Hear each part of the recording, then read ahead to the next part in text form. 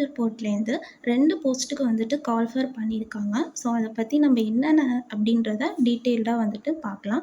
என்னென்ன போஸ்ட்டுக்கு கால்ஃபர் பண்ணியிருக்காங்க அப்படின்னு கேட்டிங்கனாக்கா, ஜூனியர் அசிஸ்டன்ட் அண்ட் ஜூனியர் அக்கவுண்டன்ட்டுக்கு கால்ஃபர் பண்ணியிருக்காங்க. 2த்துக்குமே வந்துட்டு பே ஸ்கேல் வந்துட்டு சேம் அப்படின்னு தான் சொல்லியிருக்காங்க.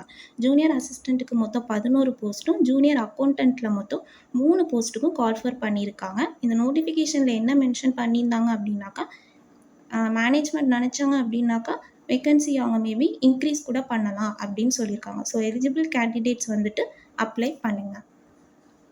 இதனுடைய அப்ளிகேஷன் மோட் எப்படி இருக்குது அப்படின்னு கேட்டிங்கனாக்கா, ஆன்லைனில் தான் நம்ம அப்ளை பண்ணணும். ஸோ அதனுடைய அஃபிஷியல் லிங்க் வந்து நான் கொடுத்துருக்கேன். ஸோ இதில் நீங்கள் போய் ரெஜிஸ்டர் பண்ணி அப்ளை பண்ணுங்கள். இதனுடைய லாஸ்ட் டேட் எப்போன்னு கேட்டிங்கனாக்கா, மார்ச் 28 லாஸ்ட் டேட்டு. ஆல்ரெடியே இது வந்துட்டு ஓப்பன் ஆயிடுச்சுது. ஸோ லாஸ்ட் டேட்குள்ளே சீக்கிரமே அப்ளை பண்ணிவிடுங்க.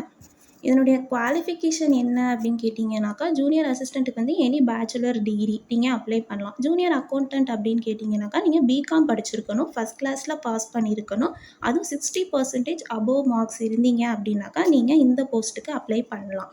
Next age limit. Maximum age limit 2 போஸ்ட்டுக்குமே வந்துட்டு 30 இயர்ஸ் தான். இன்கேஸ் நீங்கள் எஸ்சி அண்ட் எஸ்டி கேண்டிடேட்ஸாக இருந்தீங்கன்னா உங்களுக்கு 5 இயர்ஸ் வரைக்கும் ரிலாக்ஸேஷன் இருக்குது. நீங்கள் ஓபிசி கேண்டிடேட்னா 3 இயர்ஸ் வரைக்கும் ரிலாக்ஸேஷன் இருக்குது. அதே மாதிரி பிடபிள்யூடியில் வந்துட்டு ஜென்ரல் கேண்டிடேட்ஸ்க்கு வந்துட்டு 10 இயர்ஸும், ஓபிசிக்கு வந்து 13 இயர்ஸும், எஸ்சி அண்ட் எஸ்டிக்கு வந்துட்டு 15 இயர்ஸும் வந்துட்டு ரிலாக்ஸேஷன் இருக்குது. நெக்ஸ்ட்டு இதனுடைய அப்ளிகேஷன் ஃபீஸு யூஆர் கேண்டிடேட்ஸ்க்கு வந்துட்டு 200 ருபீஸ் பே பண்ணணும். நீங்கள் ஓபிசி அல்லது இடபிள்யூஎஸ் கேண்டிடேட்ஸ் அப்படின்னாக்கா 150 ருபீஸ் நீங்கள் பே பண்ணணும். எஸ்சி எஸ்டி அல்லது நீங்கள் வந்துட்டு உமன் கேண்டிடேட்ஸ்னால் உங்களுக்கு 100 ருபீஸ் போதும். எக்ஸ் சர்வீஸ்மேன் அண்ட் பிடபிள்யூடிக்கெலாம் ஃபீஸ் பே பண்ணணுன்ற அவசியம் கிடையாது.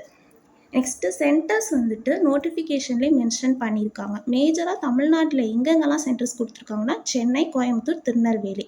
ஸோ நீங்கள் ப்ரிஃபரன்ஸ் கொடுக்கும்போது உங்களுக்கு நியர்பை சிட்டிஸ் எது இருக்குதோ நீங்கள் அதன்படி ப்ரிஃபரன்ஸ் கொடுத்து அப்ளை பண்ணுங்கள். நெக்ஸ்ட்டு இதனுடைய சிலபஸ் பார்த்தீங்க அப்படின்னாக்கா மொத்தம் 120 கொஸ்டின்ஸ் கேட்குறாங்க. ஒரு கொஸ்டினுக்கு 1 மார்க்கு, மொத்தம் 120 மார்க்கு. இதனுடைய டியூரேஷன் பார்த்தீங்கன்னாக்கா 1.5 மணி நேரம், அதாவது 90 மினிட்ஸ் வந்துட்டு இதனுடைய டியூரேஷன். இது வந்துட்டு ஜூனியர் அசிஸ்டண்ட்டுடைய சிலபஸ். ஸோ அது என்னென்ன அப்படின்னு சொல்லி நீங்கள் பார்த்துக்கோங்க.